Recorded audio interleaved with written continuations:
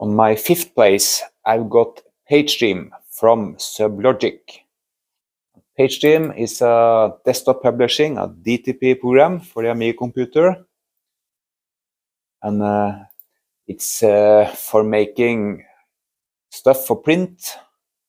Everything you want to have on paper, like magazines, newspapers, posters, forms, adverts, invites. Yes, you name it. Let's start PageStream and take a look. I am now opening an example document, a newsletter tutorial. And because I'm a graphic designer, I have used DTP a lot. And from 2000 or so, I have used Adobe InDesign. And before Adobe InDesign, it was Quark Express. But back in school in 94-95, I learned to use Professional Page on the Amiga. And you heard me right. The school's choice of computer system was the Amiga, and the computer lab was full of Amiga 4040s. Have we got the page palette, other palettes as well. And we can go and change the headline.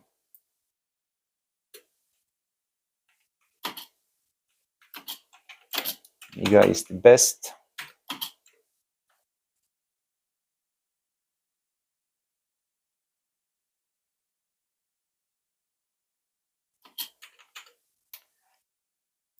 And we can maybe change the font, the typeface.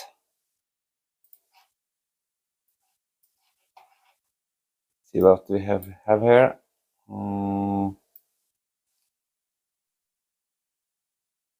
Let's try Jaramond Bold.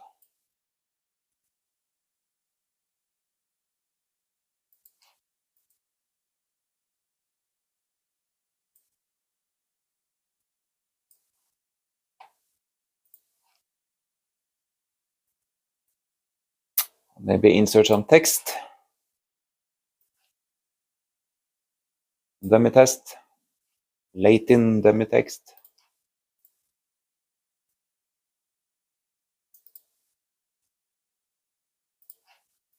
And maybe make 2 columns. React, edit.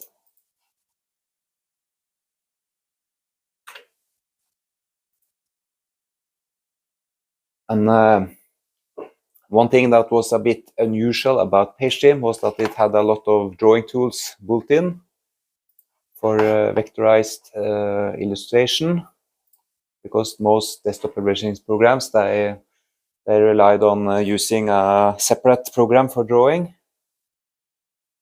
So let's make a new document, A4.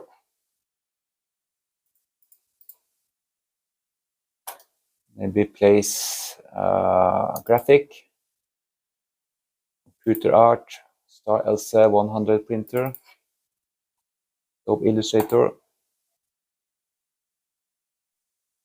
I also want to mention that PageStream was rewarded as the most professional program for the Amiga by one of the major Amiga magazines back then, Amiga Format.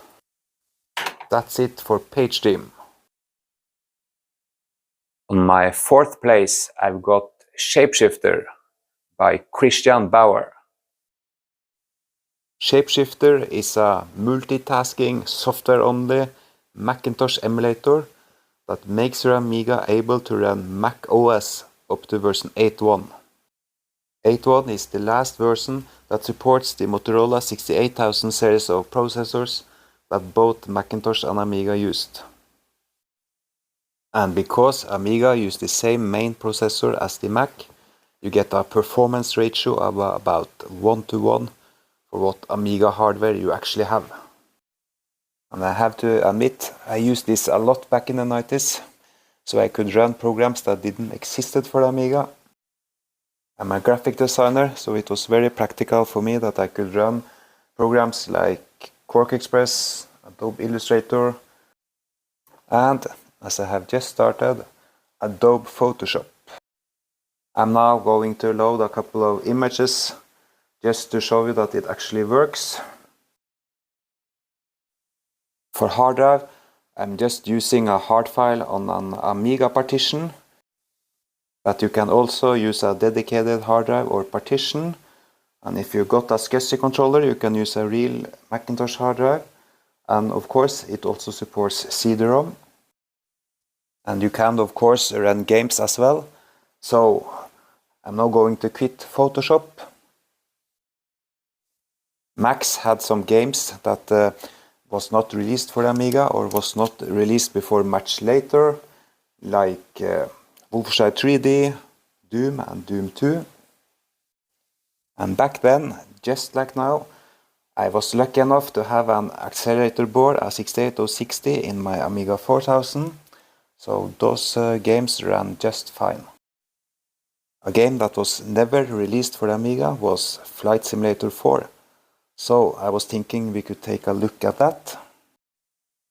First, I'm going to change the screen resolution to something more suitable for games.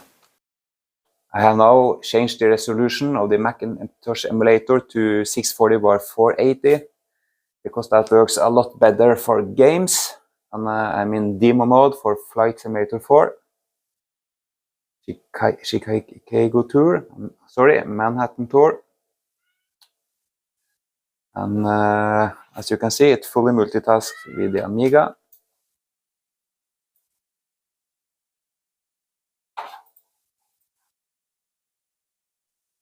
Yes, I hear you. Enough, Mac. Scala InfoChannel. It's an amazing piece of software, a presentation program that was made by a Norwegian company called Scala AS. I am from Norway myself, by the way. So let's check it out.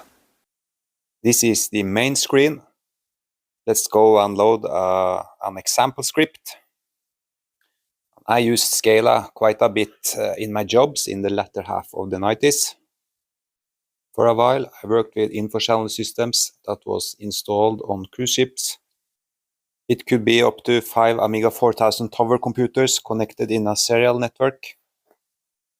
I remember we removed the main boards and installed them in industrial cases to be mounted in racks in the ship's broadcast room.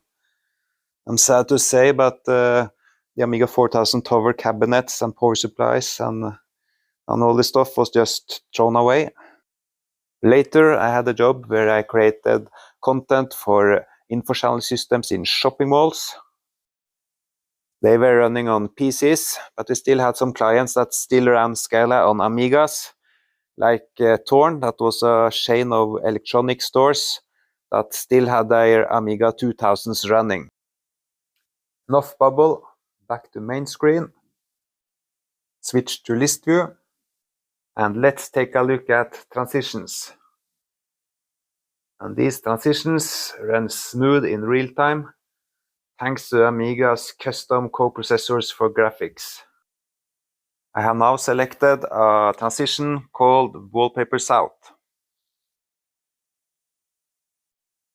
And you can select transitions for the wipe in or the wipe out of the page. And now I want to go and edit a page.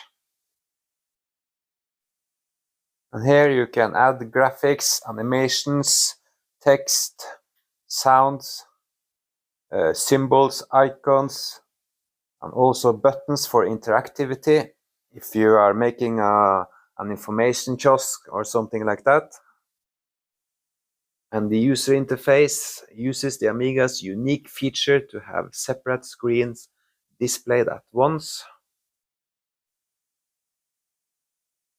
Everything can be wiped in and out. And Scala works very well with a Genlock device, so you can mix computer graphics with live video. Back to the main screen. The pages can be time scheduled, and when you have Amigas with the Scala player running the script. You can update the script using a modem. And Scala also supports full motion video. If you, for example, have a MPEG card like the PEGI Plus that I previously had in this computer. Scala AS become a very successful company, and Amigas with Scala was found many places around the world. And I think the reason is that the Amiga could right out of the box output a true PAL or NTSC television broadcast signal. That's all for Scala.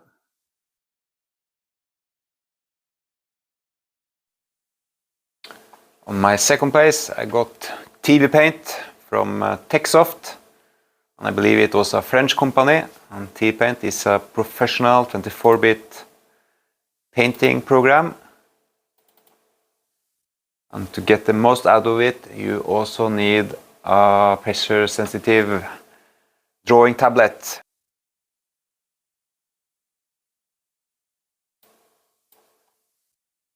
Let's load our project.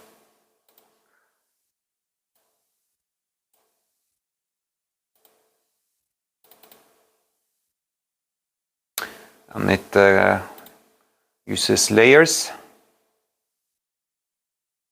So you can swap and merge layers like this.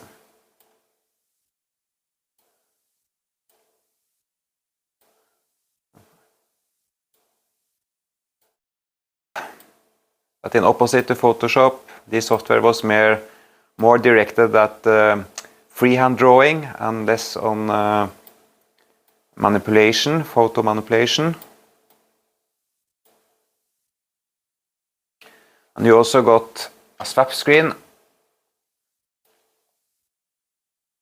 for each layer, I think, just like Deluxe Paint, the same shortcut, the key J. And it supports RX script.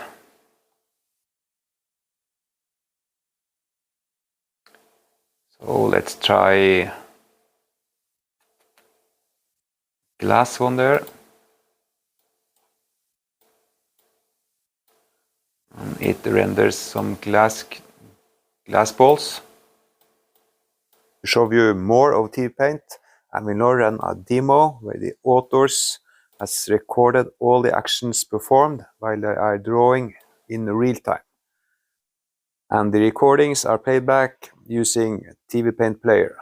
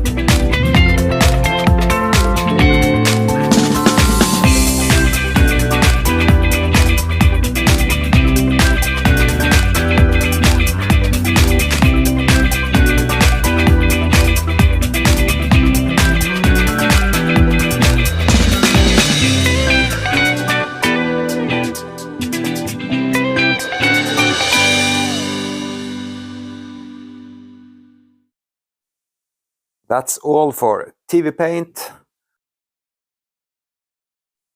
And now, on my first place, it's Real 3D from RealSoft, a small company from Finland, driven by two brothers. So let's check it out. I already preloaded the program, and I loaded one of my own projects. And this program, it is a real, very complex software with a steep learning curve. Still, I used it quite a bit back in the 90s. And because it's like 100% system friendly, you can use the Amiga's preemptive multitasking. And if I, for example, turn off refresh on this view window, I can make a preview render.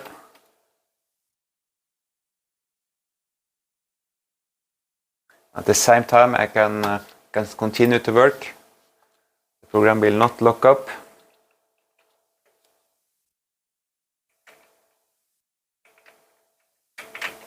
At the same time, while it's rendering. And because it's so system friendly, we can open as many screens we want or many windows we want with the different tools. For example, jump this screen window to the workbench screen. Then we can work directly on the workbench screen. I open another view window here. At the same time, we can open as many screens as we want. So it's excellent if you, for example, have a 2-monitor setup on your Amiga. You can render on one monitor and you can work on the other monitor, or you can work on both monitors and switch to the separate render screen. Yeah, and it got B-spline modeling. So, for example, if you make a circle or a ball, you can zoom in and you will not see any lines, straight lines, that is, because it's 100% round. It's not made up of polygons. And it got advanced features like for example, animation, inverse kinematics, gravity, velocity, weight, yeah, and many complex things. So let's look at some pictures created in real 3D.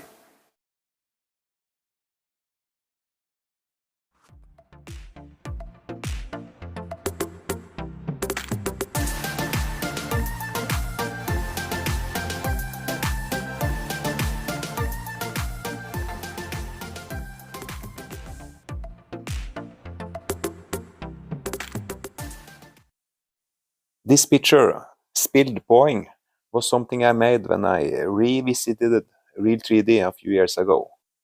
That's all I had for now. If you disagree or you have suggestions, please make a comment. Like if you felt Lightwave should be on first place instead of Real 3D, please make a comment.